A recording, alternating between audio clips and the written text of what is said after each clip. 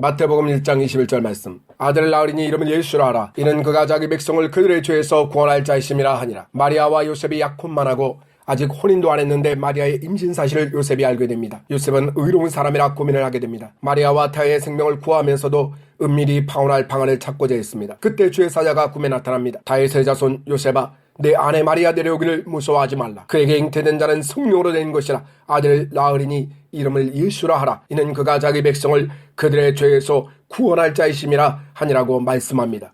요셉은 즉시로 마리아를 집에 데려와 예수님이 탄생하시기까지 동침하지 않았고 아기가 태어난 후 이름을 예수라고 하였습니다. 요셉은 의로운 사람이라고 합니다. 의롭다는 것은 하나님의 뜻을 알고 실천하는 사람이며 하나님의 말씀을 믿는 사람입니다. 단순히 문자 속의 말씀이 아니라 내 삶의 현장에 일하고 계시는 하나님을 믿은 것입니다. 하나님께서 요셉을 마리아의 남편으로 또 아기 예수님의 양육자로 선택하신 것은 마음의 중심이 언제나 하나님을 향했기 때문입니다. 하나님께서는 주의 천사를 통해 마리아의 몸에서 성령으로 잉태되어 태어날 아기가 하나님의 백성들이 기다리던 메시아임을 요셉에게 알려주십니다. 예수라는 이름의 뜻은 자기 백성을 그들의 죄에서 구원할 자입니다. 죄에서 구원한다는 것은 저주와 사망의 자리에서 복과 생명의 자리로 옮겨주신다는 것입니다. 신명기 30장에 내가 오늘 하늘과 땅을 불러 너희에게 증거를 삼노라. 내가 생명과 사망과 복과 저주를 네 앞에 두었은즉 너와 내 자손이 살기 위하여 생명을 택하고 말씀합니다. 이스라엘 백성들은 신명기 말씀을 통해 복과 저주, 생명과 사망의 길을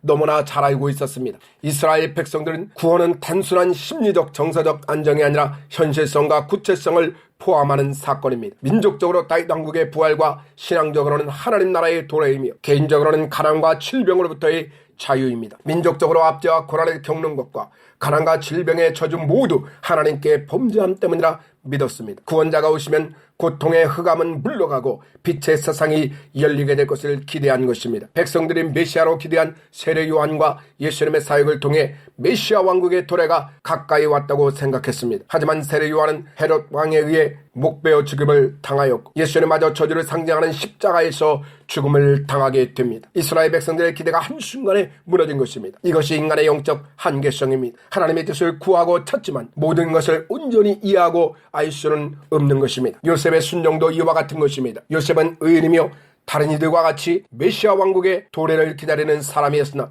그가 온전히 하나님의 뜻을 이해하고 알았다고 생각할 수는 없습니다. 요셉의 영적 한계성에도 하나님은 메시아 탄생에 동참케 하시고 양육자로 세우셨습니다.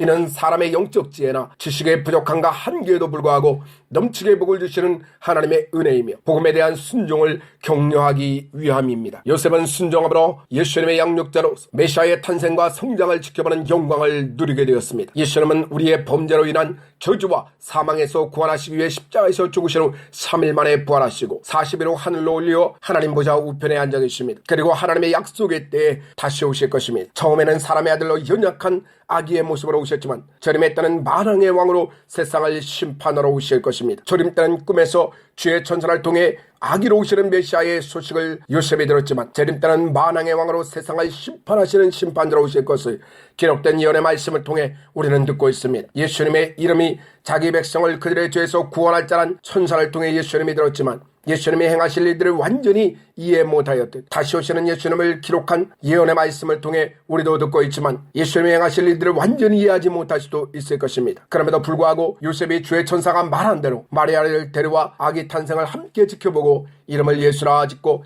양육자로 예수님을 돌보았듯 우리도 주님의 명령인 주님 오실 때까지 온 천하에 다니며 만민에게 복음을 전하고 가르치며 제대로 양육할 것입니다. 예수님은 선살 이후 십자가에 피 흘려 우리의 모든 죄의 대가를 대신하여 죽기까지 3년 반 동안 하나님 나라를 선포하시며 가르치시고 치유하셨습니다. 비록 일반 백성들이 간절히 소망했던 로마의 압제에서 해방된 다윗 왕국의 부활은 아니었지만 현실의 가난과 질병의 저주에서 고통받던 수많은 병들을 치유하시고 영혼과 삶을 먹고 있던 귀신을 내어 쫓으시고 5병 이어 7병 이하여 기적으로 수천 명을 먹이셨습니다. 이는 그들이 기대한 다윗 왕국보다 더 크고 위대한 하나님 나라가 가까이 왔음을 능력으로 보여주신 것입니다. 지금도 마찬가지입니다. 주님을 따르는 교회도 동일한 성령의 능력으로 하나님의 나라가 왔음을 증거해야 합니다. 데살로니가 1장에 이는 우리 복음이 너희에게 말로만 이른 것이 아니라 또한 능력과 성령과 큰 확신으로 된 것이라고 말씀했습니다. 말로만이 아니라 능력으로서 우리의 소망과 우리의 믿음이 확실함을 기대하고 증거받아야 합니다. 하나님은 어제나 오늘이나 언제나 동일하십니다. 2000년 전유대 땅에 오셔서